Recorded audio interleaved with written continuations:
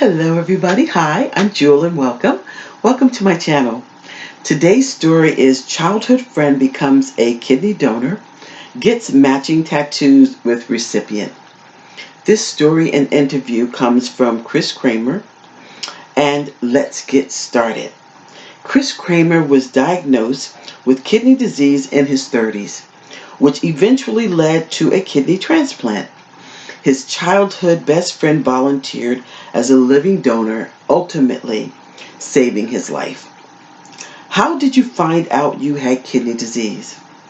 I was diagnosed with kidney disease in 2007 during a routine physical. I went to a nephrologist, but for a few years I didn't have any symptoms and I felt pretty good. Then in 2012, I was hospitalized for an asthma attack, and while I was there, we learned my kidney function had dropped in half. I went in for more tests and we discovered that I also had cysts in both kidneys and some in my liver and pancreas. I ended up getting diagnosed with 3 different kidney diseases: polycystic, TBMD, and FSGS.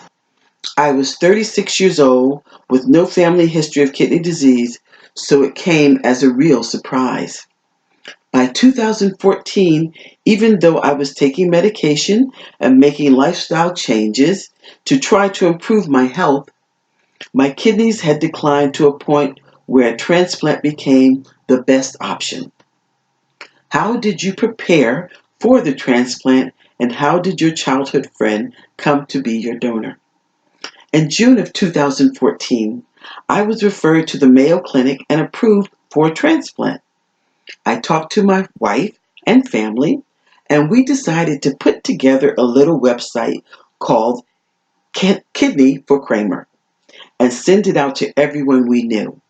My best friend Casey was pretty much the first person to respond.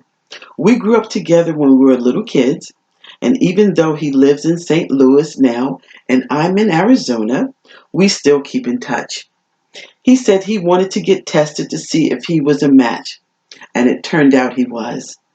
He was approved to donate, and in December 2014, I received my kidney transplant from my best friend.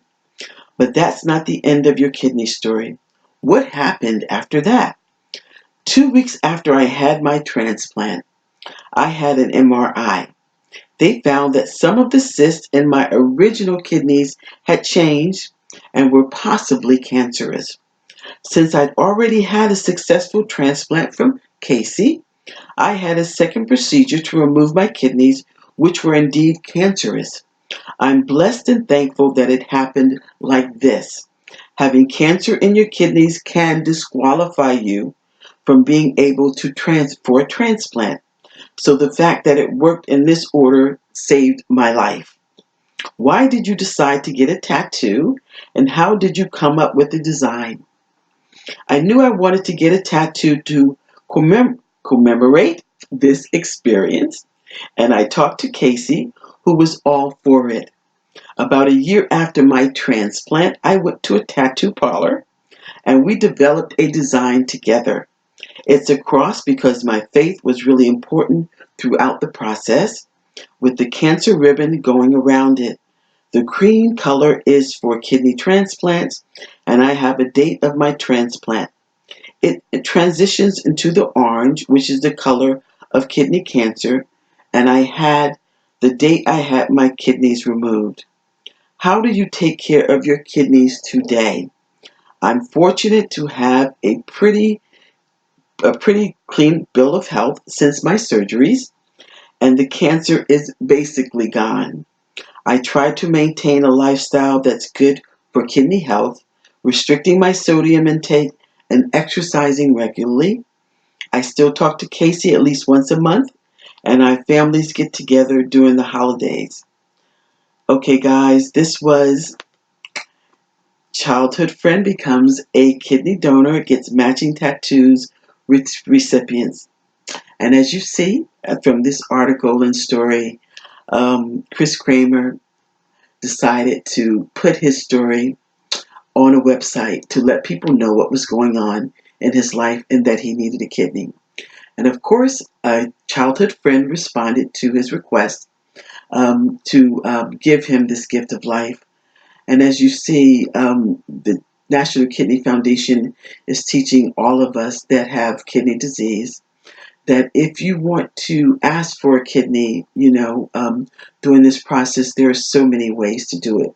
You can go through your church, of course, or your synagogue, your organizations that you belong to, your jobs, and put it out there for people to know that you are in dire need of a kidney to save your life. And you never know really who's going to respond. So, guys, this is again, childhood friend becomes kidney donor, gets matching tattoos with recipients.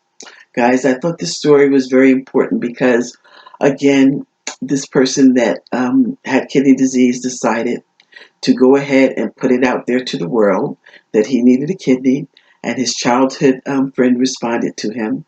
And for us, for people with CKD that need a kidney, this will be a good way to show the world that you are in need, and you never know. You know who might respond: friends, families, strangers, people all over the world would love to help us if they knew that we were in need.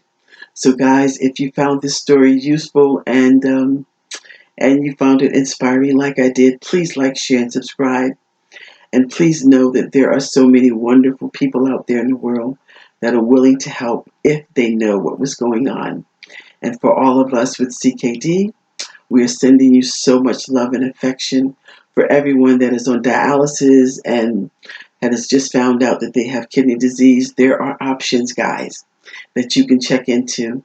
And you need to know that you're not on this journey alone, because there are so many of us with CKD that are sending you so much love and affection. And of course, all the organizations that deal with CKD daily.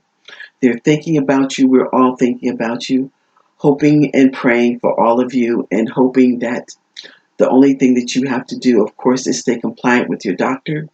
Always, always stay positive in this journey. Be hopeful in this journey, and know that you're not alone. So, guys, take care of yourselves, and I will see you on the next video. Bye.